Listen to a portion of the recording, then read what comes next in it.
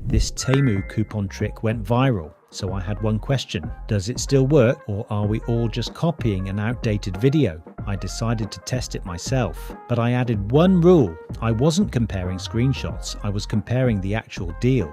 First, I tried the viral method exactly as it was shown. Open Temu, follow the steps, apply the coupon, then check the available offers. And honestly, it wasn't terrible, but it wasn't exactly the mind-blowing result I'd seen people claim either. So I tried something different. Instead of waiting until I'd already started shopping, I activated the coupon code on the screen first. Then I opened the offers. That's when the test got interesting. I started seeing the coupon bundle discount opportunities and the free gift promotions available to my account. And suddenly I had something much more useful to compare. How much am I actually saving? So I ran the test again. Same account, similar shopping session, but this time I started with the code on the screen instead of treating the coupon like an afterthought. And honestly, I preferred this approach. Not because it magically made everything free, but because I could see my available savings before deciding what I wanted to buy. That's the part viral videos often miss. A coupon code isn't valuable because someone calls it a secret trick. It's valuable if it actually improves your final deal.